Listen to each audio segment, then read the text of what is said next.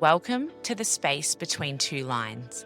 I'm Alex Saunders, and this is a space for real, honest conversations about fertility, pregnancy loss, and the journey to parenthood.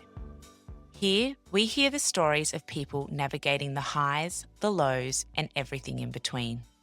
A place to feel seen, understood, and less alone. Because every story matters, and so does yours. Today, I'm joined by Alex, who shares the reality of navigating 5 years of infertility, trying to conceive through the uncertainty of COVID and the road that led to IVF and the birth of her little boy, Riley, now 2.5. Alex also opens up about being back in the thick of treatment, currently doing another round of IVF and holding on to the hope for one more miracle baby. This is a conversation about resilience, motherhood, and continuing to believe in what's possible. Hi, Alex. Thank you so much for being on the podcast today. No worries. It's nice to be here. Did you want to start by introducing yourself to our audience and just telling us what your life looks like at the moment? Okay, so my name's Alex as well, just to be confusing. And I'm 33 and I live in Wollongong with my husband, Scott, and our 2.5-year-old Riley. So at the moment, we own a business together that's a metal fabrication business. So Scott runs all of that side and then I run all the books. And we've just started our second cycle of IVF to have our second baby. Okay, wow. And we'll deep dive into that as the episode goes on. But I want to take you back to the beginning at what your life looked like when you made the decision that you were ready to extend your family and have a baby and what things looked like at that point for you. Yeah, so Scott and I have been together for 13 years. So we were 20 when we got together and we had always wanted kids and that was like a big priority for us. But Scott's very like old school and he wanted to do everything properly. So, the ring, the wedding, then we'll have kids. I think in hindsight, I probably knew that it wasn't going to be as easy as we thought it would be. Like considering we were like 25 when we got married, we were like pretty young. So we had that on our side. But when we'd first got together, I was on the pill and Scott had already picked up on the fact that it seemed to be sending me a little bit crazy sometimes, like through my cycle. And he's like, I think you should probably get off that. And I was like, okay. Yeah, I think we've all been there with constant. Yeah. Yep. So I went off that pretty early on. I think we'd only been together about 4 months then. And then as our wedding was approaching, we sort of stopped not trying and just sort of said, like, if it happens before we get married, it happens. Our dress was like stretchy. So we'd had that discussion and that sort of thing. And then nothing happened. And so we got married in the March. And then by the end of July, I'd fallen pregnant. Okay. And we were really excited. It was so exciting. We hadn't told anybody because it was obviously like still really early. I think I was about 4 weeks.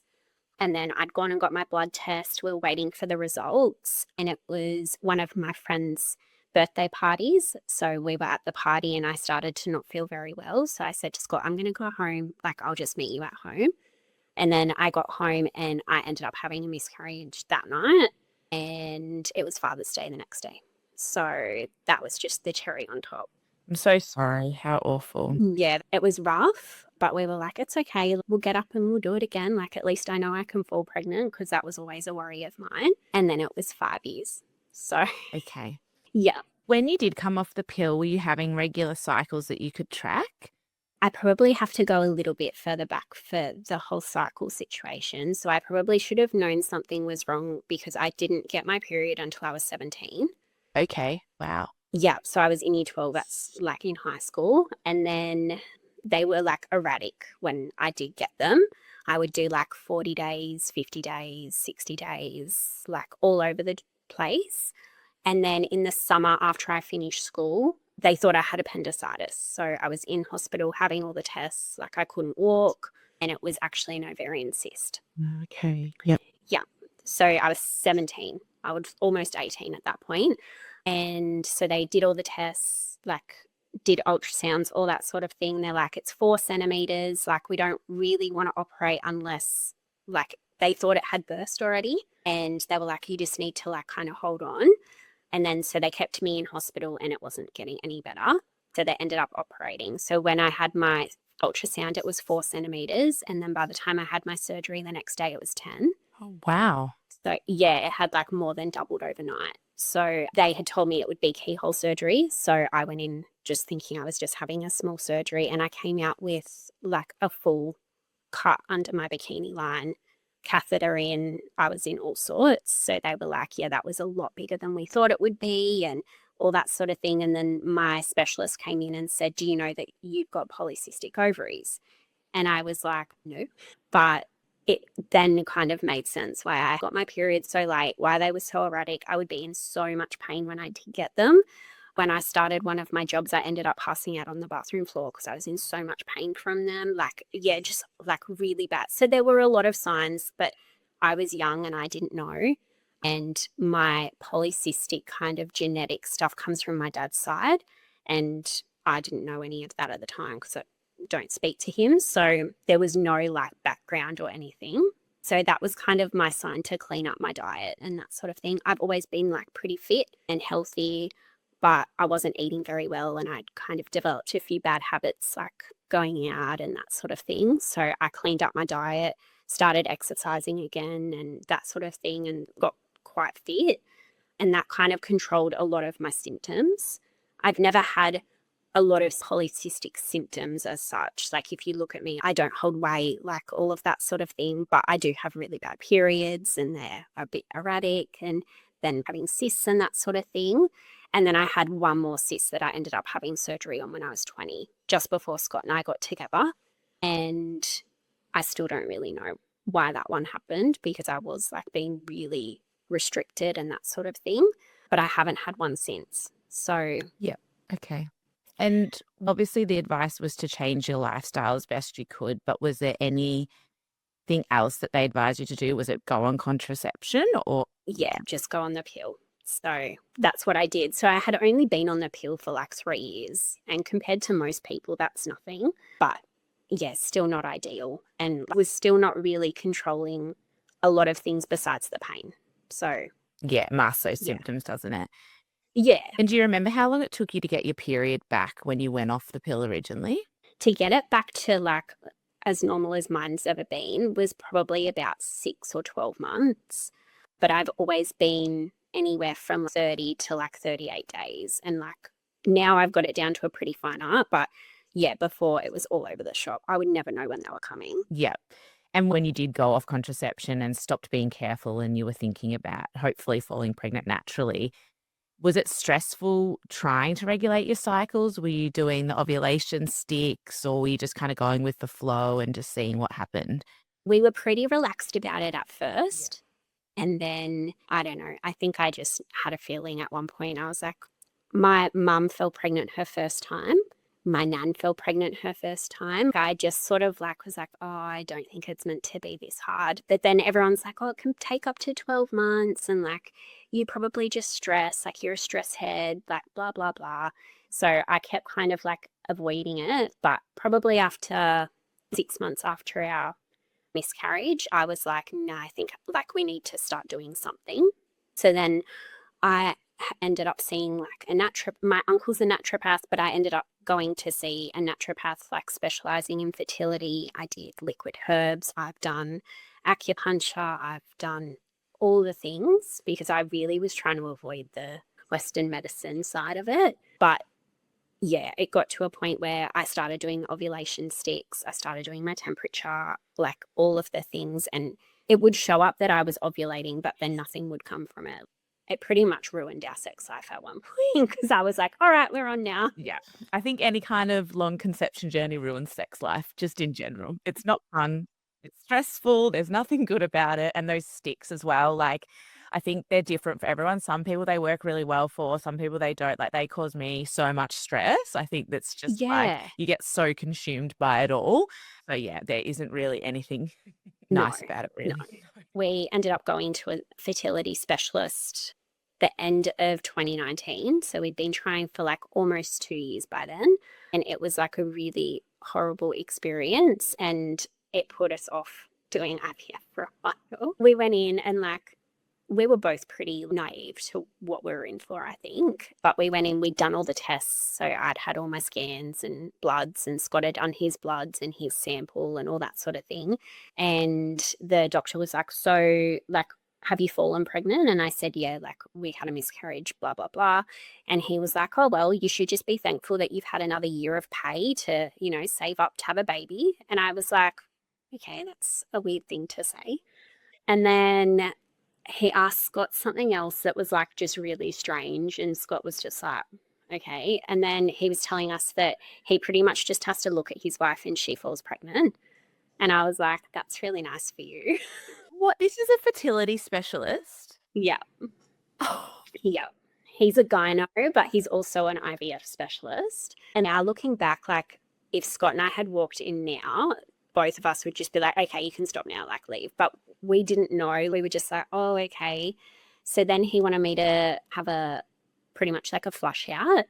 He's like, because you've got polycystic, you might just have a little bit of things going on in your tubes and stuff. Like, we'll just do a flush out and then go from there. And I was like, okay. And he's like, so tomorrow you'll go into the surgery. And I was like, okay. And I just sort of went with it. And we were like, okay. And he's like, so you'll call my office. Like, here's the number, blah, blah, blah. I'll see you in surgery tomorrow. And I was like, okay.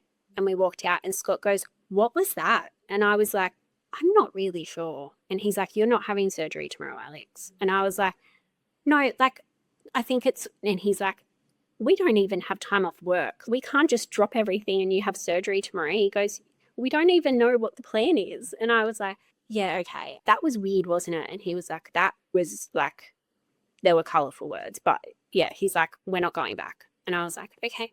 So we sort of gave each other like 6 months. We were like, we'll just keep trying, see what happens. I think I was still seeing the naturopath, like trying all the things. And then we hit COVID. And because we weren't in an IVF cycle at the time, can't get in. We're not doing it. And we were like, okay, well, and everyone's like, oh, COVID, what a perfect time to try and get pregnant. And I was like, I haven't been trying for 2.5 years. yeah, how awful.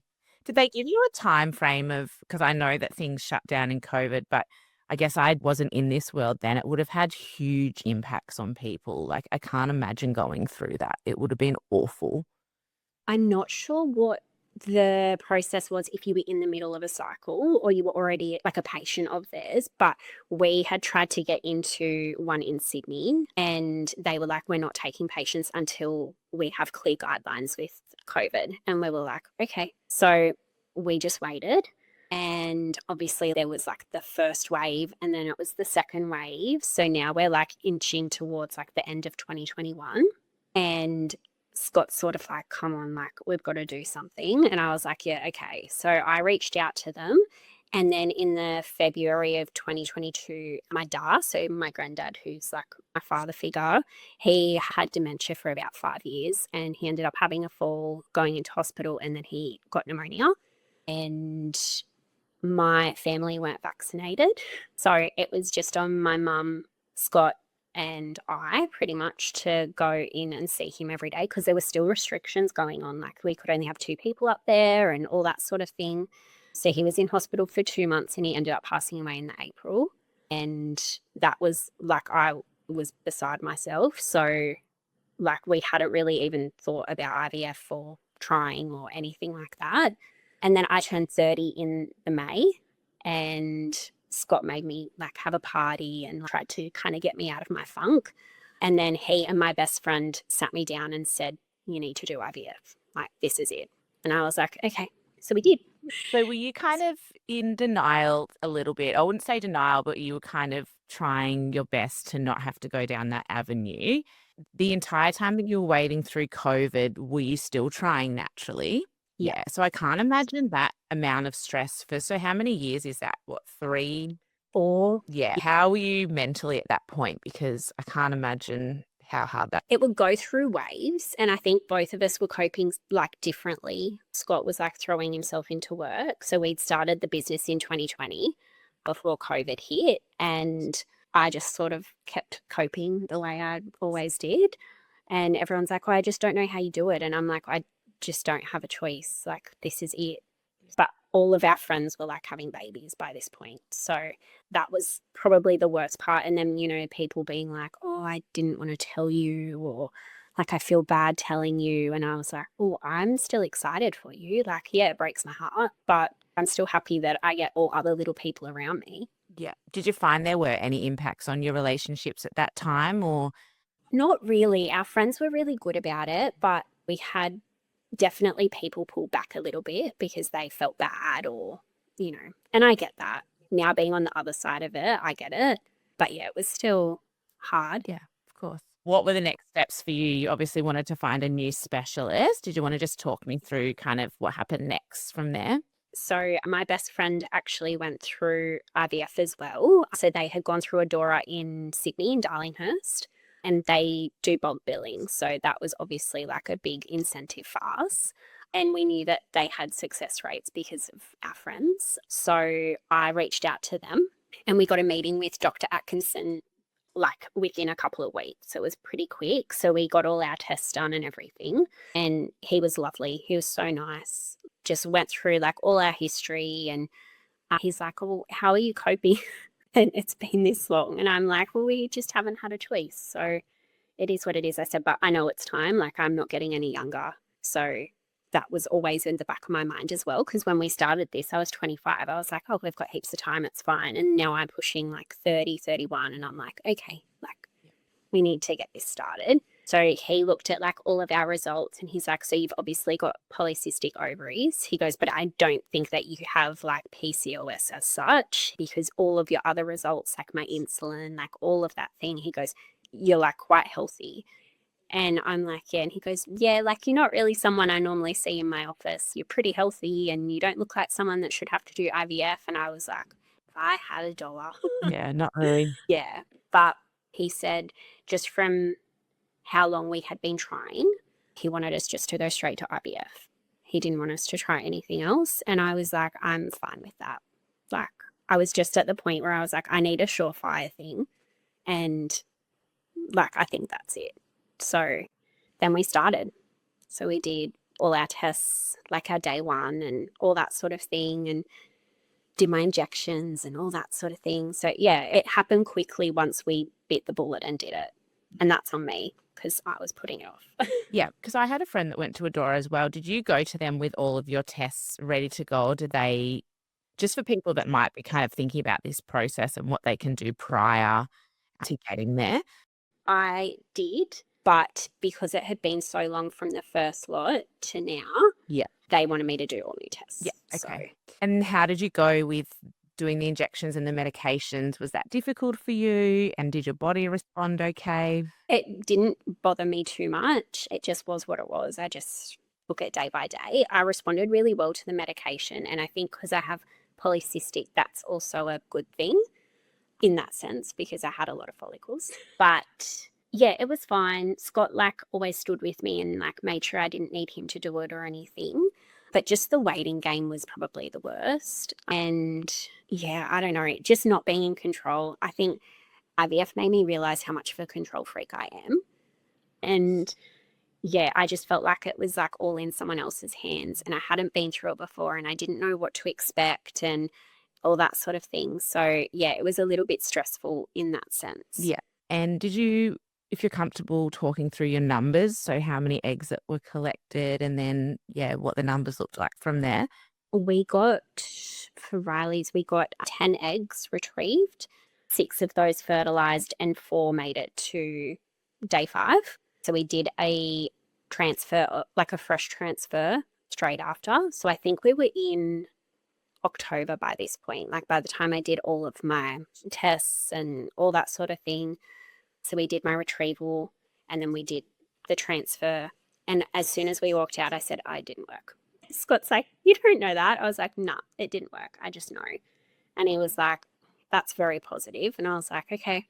So we waited the 10 days and sure enough, didn't work. And I was like, okay. So they called and they said, what do you want to do? Do you want to have a break? Do you want to go again? And I was like, no, let's go. Like I've got 4. We'll just keep going. So then we did the next one. So we're in November and we'd got stuck in traffic on the way up and Scott got lost. And then, just everything went wrong that day. And as soon as I walked out, I was like, no, I'm too stressed. Like, I know it didn't work.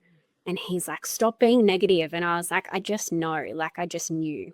And he was like, oh, whatever. Anyways, day 10 didn't work. So then number 3 came. So we're in December.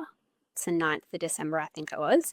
And went up, left plenty of time, got up there, went in. It was a different doctor that did it this time. And he talked us through like the whole process where they hadn't done that the last 2 times. And then he like showed us the photo, let us take a photo of the embryo, do all the thing. Like it just felt like a lot less sterile and I don't know, sciencey. It was just like more personable. And then we walked down the road and got Macca's chips because I was just convinced that that was just going to change everything. And then we drove home and Scott's like, all right, what's the verdict? And I was like, no, this one's going to work. And he was like, okay. So then it's the week of Christmas. So it was the 21st of December by the time all of the day, like it should have been 10 days and then it ended up being 13. And I hadn't tested, like done a home test or anything. I just was like, nah, if I do a home test, I'm going to jinx it. So I'm just not going to do anything. So I went for the blood test in the morning. It was my last day of work. And I actually worked for one of our friends at the time. So everyone knew. And everyone's kind of like looking at me and I'm like, I just don't want to talk about it. Just pretend it's not happening. And they always ring like late afternoon. So it was about 2:45. We were about to leave and my phone started ringing. And the last 2 times that they had called it had been off a private number. And this time it was coming from a Dora. And I was like, that's weird. That's a sign. And I answered and she was like really chirpy. And I feel like they're not chirpy when it's not good. So she's like, hi, Alexandra, like blah, blah, blah. She goes, I just wanted to let you know that you're pregnant. And I was like, oh my God, I was a mess. I couldn't talk. So then my girlfriend comes down the stairs and looks at me and she's like, no. And I was like, Oh, so it gives me goosebumps. It's so special. yeah. Yeah. And then our best friends came down the stairs because they owned the business. They came down and he was like, I think you need to go tell Scott. And I was like, okay. So I went to Scott's work and walked in and he just looked at me and he's like, it worked, didn't it? I was like, yeah. Oh, that's so good. So yeah, that was our little Christmas miracle. And he was due on the 26th of August in 2023. So we had him on the 16th. So this is Riley. Little Riley James. Yeah. How did you feel? Because obviously it had been so long since you'd had a positive pregnancy test and you'd only had it that one other time. Once you received that news and you knew you had the positive, how did that feel? And how did you move through those early weeks when it's kind of like you just have to wait until you have your scans and you're kind of just in this unknown period of time waiting? Did you find that challenging or were you just like ecstatic that you were pregnant and really embracing that? I think a little bit of both. I think I always prepared for the worst because we'd just been through so much. But because of the time of year as well, like it was Christmas and New Year's and like we'd gone down the coast and I was like quite distracted, which I think was really good. And then we had our first scan, I think like the 7th of January or something. So then once I saw that, I felt a bit better. And I was okay, like I think we can start to get excited now. And then I couldn't wait to find out what it was. I had convinced everybody it was a girl. And it was Scott's 30th, the day we were 12 weeks pregnant. So we'd done the Harmony test. And I was actually the most nervous about the Harmony test. I don't know why, but in my brain, I was just like, but what if something's wrong? So yeah, waiting for that was probably one of the most challenging because I felt like if we got through that and we got past 12 weeks, everything just looked a bit brighter and a bit better. Yeah. So then I did like this gender test that you send away, like a blood test so that we could do our gender reveal at Scott's 30th. And a lot of people didn't even know that we were pregnant. So we'd only told like our little circle that knew we were going through it. And so we just brought the balloon out and popped it. So that was how people found out. That's so special. Yeah. And it was a boy. Yeah. Amazing. So also, obviously, you were quite open with your close-knit people around you. Did you feel like at any point, because you did a few rounds that were unsuccessful before Riley, did that add any extra weight or pressure kind of having those people in the know of you're going through this and having to tell them when it wasn't successful. Yeah. Yeah. I just did messages. I'd just send out a message and be like, it didn't work. I don't want to talk about it. I'm fine. And yeah, like everyone in our group was really good about it. Like my mum knew probably the most, and my best friend that had been through it. Scott's parents had gone through IVF to have Scott. So they were like really understanding and they were really good. But everyone's just so excited for you. So that was like really hard for me because I felt a lot of pressure. But yeah, telling everyone that we were pregnant sort of made up for it, I think. Yeah. And did you have quite a straightforward pregnancy? Yeah, I did. I was really sick, but I don't know how much of it was like morning sickness and how much of it was the progesterone that was making me sick, just because I had obviously been on it from the start, but pretty much from 5 weeks, I was sick as a dog. I would vomit every day, like just nauseous all day, all night, couldn't really stomach anything. And I was that way until I stopped the progesterone at 16 weeks. So it's hard for me to know whether I'm like, I would have morning sickness in a normal pregnancy, but yeah, I was like quite unwell. But besides that, I had no complications. I was high risk because I was IVF, but I still got into the midwife program in our public system. And that was really good for me because I wanted like stability. I wanted like the same person through the whole thing. But I didn't want to go private because I didn't want to stay in any longer than I had to. Okay. Yeah. I've got a bit of a thing about hospitals. I don't like them. I didn't really want to be in there. So I was like, I'm just going public and then I can get out as quickly as I can. And yeah, I had a really straightforward like pregnancy, but the birth was not ideal at all. Okay. Did you want to talk through what happened there? Yeah, I went into labor on a Saturday night. So that was 2 weeks early. And at first I was like, oh, like just a bit uncomfortable. And then by midnight that night, I was like, okay, like they're 4.5 minutes apart. They were pretty like constant. And then on the Sunday morning, I said to Scott, I think we need to go and at least get checked. So our midwife met us in there, put me on the machine. Riley wasn't stressed. Like I was fine, but I was only 2 centimeters dilated. So she was like, you've still got a bit to go. Like, what do you want to do? And I was like, I'm going home. I'm not staying in here.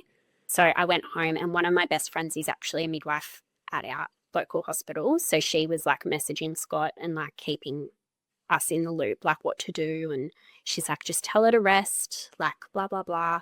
But it's hard. And like, it's the same with IVF. You just don't know what to expect. Like you've never gone through it before. So you're like, I don't know. I don't know if this is normal. Is this as bad as it gets? I don't know. So I pretty much laboured all day Sunday. I laboured all day Monday. And they were just 4.5 minutes. So everyone stayed home with me on Monday because I wanted mum in with me. So she has Mondays off anyhow. So she was at home with me. Scott didn't go into work. And then my cousin that was living with us at the time, she stayed home from work. And I was literally just 4.5 minutes. And then everyone went to work on Tuesday and left me. So it's like, I've got to install these stairs. Mum's like, I'll go to work, but just ring me and I'll come. And I was like, okay. And Amy went to work. So I was just taking it easy and I got out of bed about 8:30. I hadn't really slept very much anyhow. I was just laying in bed. And then I was like, I feel wet. And yep, waters had broken. I called Scott and he was like, I've got stairs in the air. I was like, I don't really care. My husband owns a business too, so I can relate to that. Yep. And he's like, well, I guess I'll be there soon. I was like, okay. He's like, are you going to call like the midwife? And I was like, yep. So I called her and she was like, all right, like you need to get in now. And I was like, okay. So I went in, they checked me. I was only 4 centimeters dilated, but she was like, it's happening now. She goes, if you haven't had him within 24 hours, then we're going to have to induce you anyhow.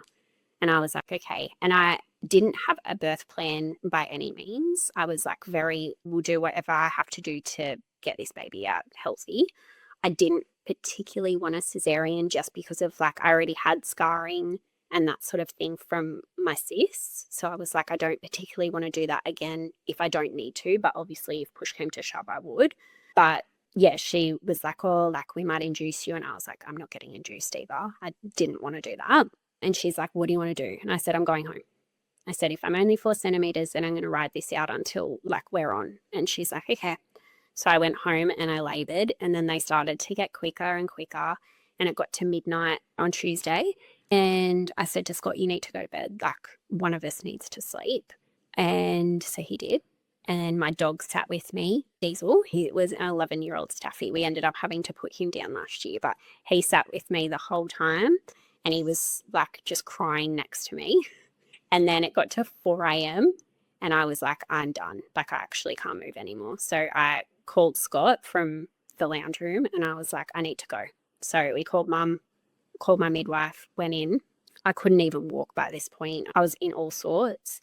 And then we went in and she's like, all right, we're 7 centimeters dilated. I was like, okay, sweet. So yeah, we did that, kept laboring. Wow. So then we get to about 9 a.m. and she was like, I want you to sit up. I'm like, I can't sit up. I'm so done. I was so tired. It had been going on for so long. I wanted the needle in my back. What's it called? Yeah, I was adamant I wasn't going to have one. And I was like, I'm done. I actually can't do it anymore. Like, get me the epidural. So then that was another 20 minutes waiting for the anesthesiologist to come and do that. And then I had ended up grabbing Scott at one point during a contraction and being like, you need to get my epidural. Like, I'm done. And he's like, it's coming, I swear. But my mum was like, oh my God, I've never seen her like this. And Scott's like, yeah, this is what she's like when she's cranky. Yeah, then they gave me the epidural and I had a bit of a 20-minute sleep because I'd finally felt okay. And then I started to push and his head got stuck. So then I ended up having an episiotomy. And yeah, he ended up coming out, but he was a bit distressed. I was in all sorts. They're stitching me up.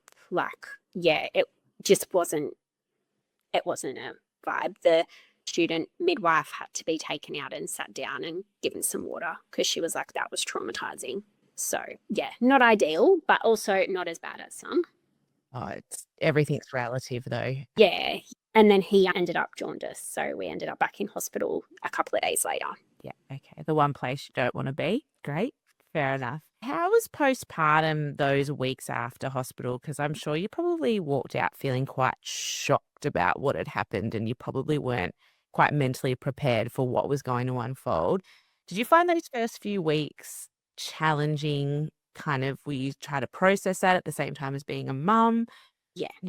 I don't even think it was just that though. It was like everything, like the whole process that we'd had to try for so long, that we'd gone through IVF. Like, my body had just been pumped with so much stuff. And then even just like the progesterone and like all of that thing. I just felt like I finally could breathe again, but I also couldn't breastfeed. So that sort of helped a little bit in the sense that I kind of got my body back a little bit, like to myself. And Scott obviously helped with feeds and that sort of thing. And Riley has always been like a dream sleeper. So I put that down to like how lucky we are with that. But yeah, I definitely went through a lot of emotions coming out of it. Yeah. Did you lean on any additional support throughout even like your IVF period and your conception journey and then postpartum? Was there anything that you lent on to help cope during those Not times? really. I just kind of knuckled down and did it. Yeah. I don't know. I have a really good support system, so that definitely helped. But yeah, it was never a question of like, what happens if it doesn't work, or, you know, like, what are we going to do next or anything. I was just like, this is it. Like, we'll just keep going. Yeah. It's fine. Yeah. But I probably should have, looking back. Hindsight's a wonderful thing though, isn't it? Yeah. Okay, so then you've got beautiful Riley. At what point did you start thinking about growing your family even further and thinking that, okay, I could go again? I could have gone again probably about 6 months later, but Adora had been pretty like straight up and said like, you need to wait 12 months. So we did. We waited literally to the day 12 months. Right. So why did they say you had to wait 12 months? Was there an explanation? I think it was just a recommendation, like postpartum. It's nothing to do with IVF. It was just more like for your body sort of thing. And I said to Scott, it's probably a good thing considering like I came straight out of the IVF cycle and got pregnant sort of thing. So yeah, I just started to try and get back into like training and like eating well and get a bit of routine back. But the day before Riley's first birthday, we did our last embryo transfer and it didn't work. So we sort of knew then that like, well, we're back to square one and we're going to have to do another round, which like obviously no one wants to do IVF and everyone hopes they get that little miracle. Oh, we just fell pregnant naturally after trying, and we just didn't get that. So we kind of said, oh, we'll just give it a couple of months and see how we go. And now looking back, I'm glad we didn't do it straight away, just because like Riley's getting to a really good age now. Like he's asking, he really wants a baby sister. So I'm like, okay, like I think he is a lot more ready to probably share me than he would have been back then.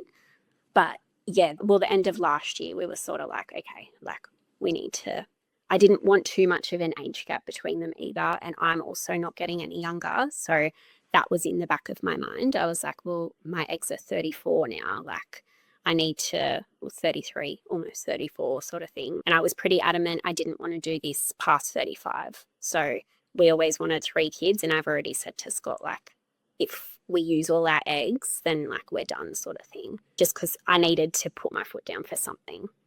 Like I needed. Yeah. Yeah. And when you did start the IVF process, or even, you used your last embryo and it was unsuccessful, did that bring up any emotions for you from what you'd been through in the past? Like, how was that feeling? Because I could imagine it would have been tough. Yeah, I just sort of thought, like, I went in probably being a little bit naive again and being like, oh, well, my body knows what to do this time. Like, surely it'll just work. And it didn't. And I was just like, oh, okay. And like, I've obviously always had a bit of guilt that, like, it's obviously my side that's not working or doing what it's meant to. So I've always held that, like, sort of guilt that we've had to go through this. But Scott's like very supportive. So he's always like, stop being stupid. And I'm like, yeah, okay. I was very hopeful that we wouldn't have to do it again, but here we are. Yeah. Okay. So have you done your next egg collection, or are you starting that, or yeah, what's life looking like for you at the moment? So we just finished last week, Okay. 2 weeks ago. Yeah. Yeah. So we did all the injections again, and I actually ended up getting hyperstimulated this time. So that was like very painful, and it was not something that I went through last time. And like Adora take it pretty seriously. They were pretty worried on the phone to me. And I was just like, okay, so like, what does that mean? And all I was thinking was that they were going to cancel my cycle. And that's what I was panicking about. I was like, no, like I've done like 8 days of injections. I can't cancel it now. And they were like, no, no, no. It just means that like you'll have to do a frozen transfer. We can't do like the fresh. And I was like, oh, that's fine. That's fine. What's waiting? But yeah, I was actually in a lot of pain this time. I was like so heavy. 2 days before my retrieval, I pretty much couldn't move off the lounge. Like it was so heavy. I was so bloated, but they made me change to a different trigger so that that didn't have as much of an effect on the stimulation. So I picked that up and then we went in for the retrieval. And when I came out of my first retrieval, they just literally gave me a little like envelope that had my number on it. But this time they didn't. And I sat there for like 20 minutes and I was like, Oh, not knowing. Did someone tell me? Yeah, that would have been awful. But I was in heaps of pain this time. So they ended up giving me Panadeine 4 and like I felt like I'd given birth again. It was that just heaviness and pain. I was like, oh my goodness. So that was hard. But then they finally came over and they were like, so we got 25 eggs. And I was like, pardon? That's so good. And they were like, yeah, 25. And I was like, okay. And they're like, they'll call you tomorrow about like fertilization and blah, blah, blah. And I was like, okay, I can, like, we're good. But then they called me the next day and we got 15 that fertilized. And I was like, okay. And I just had it in my head that I just wanted like 5 to 7. That was all I wanted. I just wanted a few that would give me a buffer that I potentially wouldn't have to do it again. Like, and then they called me day 3 and said that I had 4 that were good. So 3 were grade A and 1 was grade C. And I was like, oh, okay, no worries. And then we got the text the following Monday. So this was all over Easter as well, which was really hard because there were public holidays and we had to go to Sydney to do scans and stuff because like everything was closed down here. So we went to Sydney Good Friday and did scans, went back up Easter Monday, did scans. Like it was the worst timing. Yeah, it just adds to the stress that you're already going through. Like you don't need that added. Yeah. No. And we ended up with 6. So Oh, amazing. So there was some that were behind and then they caught yeah, up. Yeah. yeah. So was that on day 5 or you found out day 6 that you had 6? Day 6, I think they ended up messaging. And yeah, I was so relieved. But now we're in the wait period. So we've got a follow-up appointment on the 30th. So in like a week and a half. And then that's just to set out a plan to like what we'll do from now. And I'm presuming I'm going to have to get bloods and stuff to see how the stimulation's going stuff, because it was pretty bad. They were like, if this happens or this happens, then like you need to go to emergency. And I was like, okay. Yeah. Did you find the recovery, like the days after your egg collection, were tough as well? Like was the recovery a lot bigger this time around? This time it was. Yeah. Yeah.